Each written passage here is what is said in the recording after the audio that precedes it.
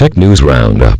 October 2010, the upcoming macOS X 10.7 Leo. Apple has sent invitation for the press in relation to the next evolution of its OS X operating system, and this time, it will be called Leo. October 20th is the date that is chosen by Steve Jobs to introduce macOS X 10.7. The conference, which will be entitled Back to the Mac, will show us what's new with the Mac. Mac operating systems have been slightly overlooked by the company in recent years, as it puts more emphasis on the iPad and Infant 4.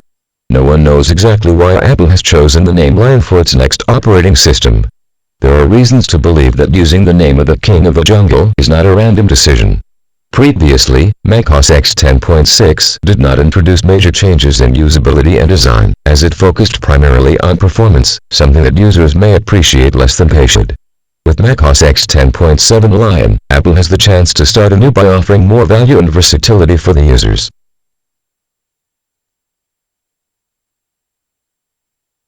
Microsoft and Facebook joined forces against Google. The software giant, Microsoft, is deepening its relationship with the largest social networking company, Facebook, to find more space for its new search engine, Bing, in a bid to challenge the market leader, Google. Microsoft announced that it would integrate Facebook, a social network with over 500 million users, in their search results, to include search on profiles of Facebook users. Microsoft's online services division has lost US $2.3 billion on the previous fiscal year in an attempt to challenge Google's dominance.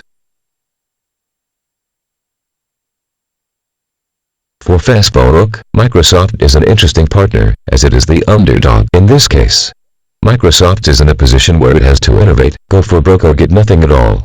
Last year, the company introduced its new search engine, called Bing, and forged a 10-year partnership with Yahoo to combine their advertising systems, giving sellers a wider range of audience. Microsoft invested $240 million in Facebook in 2007, giving it a 1.6% share in the social networking company, and the two have worked together quite well along these years. Google remains the undisputed leader in search engine industry with a market share of 66.1% in the United States at September 2010. Yahoo is at the second place with 16.7% and Bing, at third with 11.2%.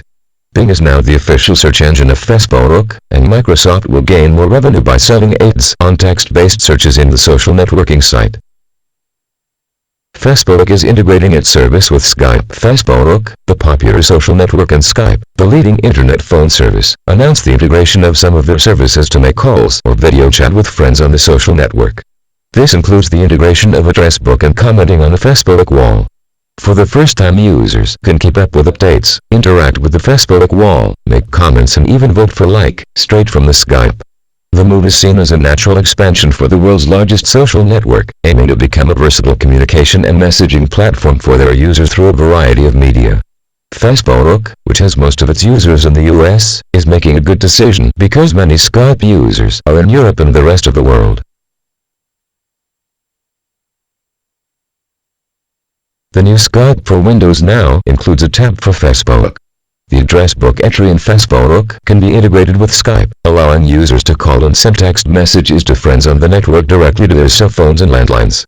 In case your friend is also using Skype, you can easily make free calls from Skype to Skype.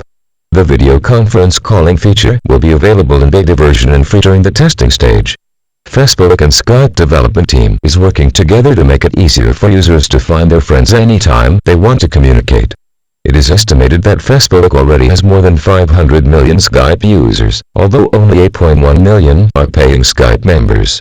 Skype version 5.0 is now available for Windows, while Linux and Mac versions are expected to be released in a few months. Facebook could become the leader of online advertising in a few years. Carol Bartz, of Yahoo, admitted that the greatest future competitor of her company could be Facebook. Although Yahoo is still a leader in online advertising, Facebook is not far behind. Facebook's share of all online ad impressions in the US increased since last year from 9% to 23%. No other company has grown at such a spectacular rate since last year. While it is true that a high proportion of views is not equivalent to high revenue, as the price of advertising in Facebook is not particularly high.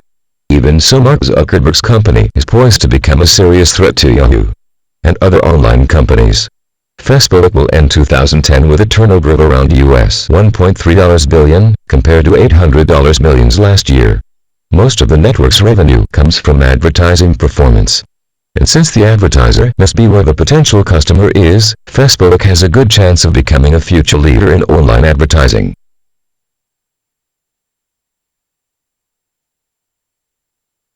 Chrome OS will be released in November 2010. Chrome OS, an open-source operating system based on Google's browser and originally in books, may make an appearance next November.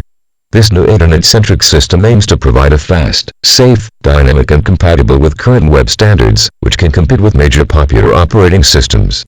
According to some unofficial information, Chrome OS have reached release candidate stage and it is confirmed to launch in November. Google's new OS would be available a year after being submitted.